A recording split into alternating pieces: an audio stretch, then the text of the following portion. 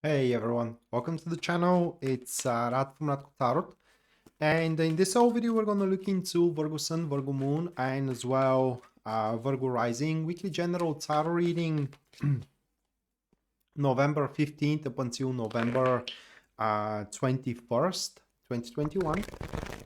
And should you be interested, guys, in a personal reading with me, or if you do want to take my tarot classes, checking out the description down below is going to bring you, or is going to give you a link to my website where you can view and purchase either or both of these services. And as well, if you do enjoy the content here on the channel and you do wish to support us, just leave a like, subscribe, and hit the notification bell so you do not miss any of our weekly uploads. So with that being said, starting up with the very first card for Libra, that is going to be the Four of Pentacles, followed by the second one here, which stands as the Ten of Swords. Moving next, we do have the Ace of Wands, followed by the Queen of Cups, and the last card for you, Virgo, I'm sorry. So the last card for you, Virgo, that is going to be the Two of Wands. So we do have those five cards here. Okay, and this is going to be a week of I guess any week is like that, a week of ups and downs for as far as these cards are predicting. You were going to start the week in a very good shape when it comes to structure and stability, when it comes to making your homework, if I may say it that way. And that is well described here with the Four of Pentacles, because if you do observe the card itself, the guy is sitting on its structure, which is the Pentacles beneath his feet, and pretty much the guy of the card has ensured somewhat of a certain and secure, stable future, so to speak. And that is how you're going to find yourself at the start of the week. It is that you do have your deeds and your endeavors pretty much wrapped around. It's kind of like you do have them in a firm grasp within yourself. And Four of Pentacles is also a card that predisposes that oneself is about to do what's necessary not to lose it in the future. It's kind of like taking these precautionary and defensive measures, even if there is no malice around. So when malice appears, should it appear, one finds itself prepared to face the opposition, the obstruction, the rivalry, and so on and so forth. But if you do observe the card as well, while that person is in a good position, this position is kind of restricting him, isn't it? I mean, it's not allowing him to do anything more than that. And that leads us to the next card. Actually, it leads us to the next two cards because they are very related to the situation. Okay, so the next two cards, the Ten of Swords and the Ace of Wands. And as you do, while you are finding yourself in a good situation, you know, structured in career, in relationship, ensuring its future, so to speak, that dwelling feeling, you know, that's you, after all, you do need some kind of a progress, don't you? I mean, that's the reason for life, after all. It will, I don't know how to describe it, so I'm gonna give it straight here. With the Ten of Swords, pretty much you are gonna start thinking of, if you do want something exciting to come about, you know, you do want something new to keep up the thrill of the hunt, to reignite the passion, the enthusiasm, the interest in you, something of your current possessions. And under possessions, I mean literally everything. Possession could be also a established enterprise. It needs to go. And these two cards here, they read in the same way, or they read simultaneously, because towards the middle of the week, there are going to be a very gainingful enterprise which is presented your way. that is going to be exactly what I have described by now. It will be very enthusiastic, interesting, okay, and it will ignite within you the thrill of the hunt. But that enterprise will require from you to let go of something that you are currently having under your dwellings, under your wing, under your control. It's just you have to let it go so you can take a participation into that new enterprise. Because at the end of the day, guys, we just cannot have everything, can we? And what you need to know, according to these two cards, it is that your decision is going to be final, all right? There is no going back from it. What I mean is that if you do decide to let go of what you are about to let go of, you cannot get it back afterwards, okay? If you do decide to throw yourself into that enterprise, you can't walk away from it lightly. It will be binding.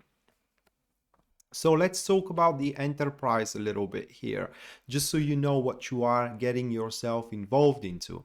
Well, through the Ace of Wands, the enterprise is something new. In a sense of that you don't have the full experience of what is to come, and therefore that's why it's going to be interesting, because you are going to look forward, learning new stuff, experiencing new stuff, okay, and having the excitement of the unknown. And that will allow you to develop skills. It will allow you to develop talents that you by that point you just didn't need to incorporate in your life, and that's why you had no idea you have those talents. So it's going to wide up the arsenal of assets you can offer to the world. Same time, it will be a bit unpredictable. I can't really say risky, but it will be a bit obscured as a development. And by its nature, it's not guaranteed that you at the end you are gonna end up successful with it. Okay, it's gainingful, but how gainingful? Well, that depends on the situation. It depends on how much you're willing to invest in it. Okay, it depends on these kind of stuff. And it's just at that point there is no right or wrong move. Cards doesn't give you guidance. Yes, you should let go of something that you have firmly in your grasp right now, and you should go for that new enterprise. Or no, you shouldn't go for it. Okay, you should stick with what you already have. The decision should be yours. But just so you know, once you make up your mind and you say what you decide in favor of, there is simply no going back. And that is the up and down that I was talking about at the start of the week. And right after that, right after you do make up your mind, regardless of what mind you made of yourself, the Queen of Cups takes place, and that is a person. The catalyst of the card is going to be the Star card, okay?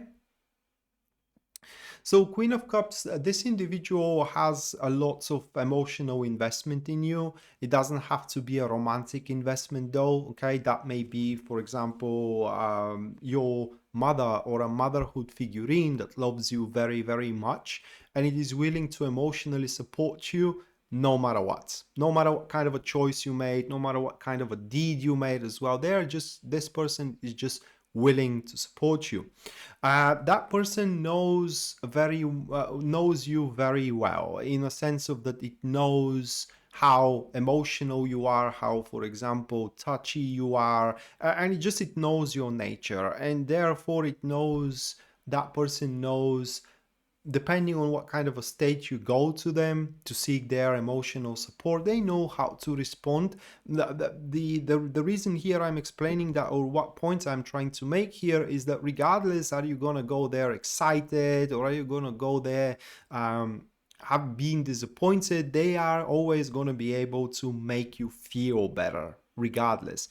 Also, that person is very discreet when it comes to you, in a sense of that if you do share some intimate information or you do share some secret, you will know that that stays in between you two, and your secrets, your intimate information is pretty much saved, or it's pretty much safe with that individual.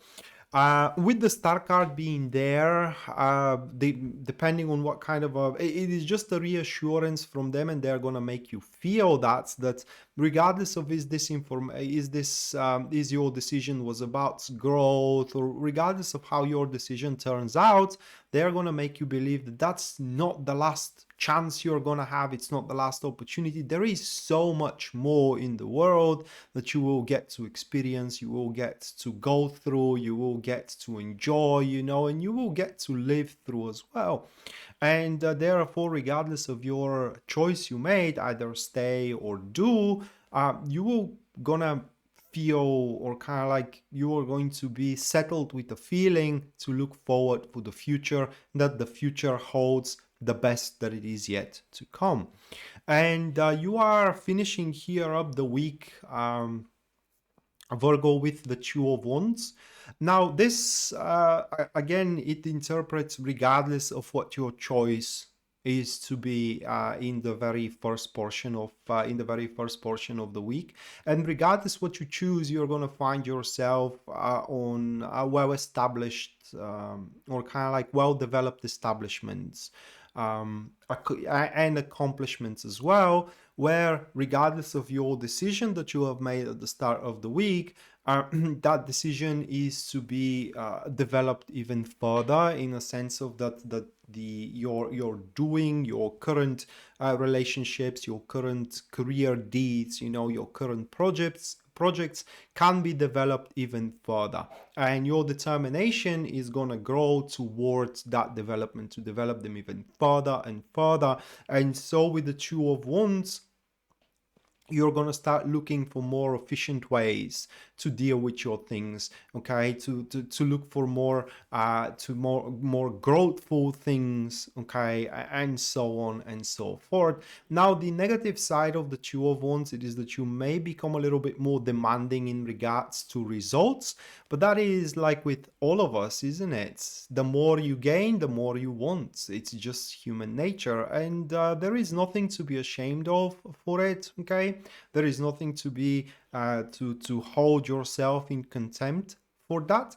It is just when you become demanding, just make sure that you kind of like leave a room for the other side, whether it is a situation or whether it is a person to play around with. Because if you do become so demanding that your demands becomes ultimatums, you may risk to lose everything you have worked for. And so with that being said, Virgo, this was your weekly general tarot reading, guys. Hopefully you do enjoy it and you do liked it, and we may see each other next time. Until then, bye.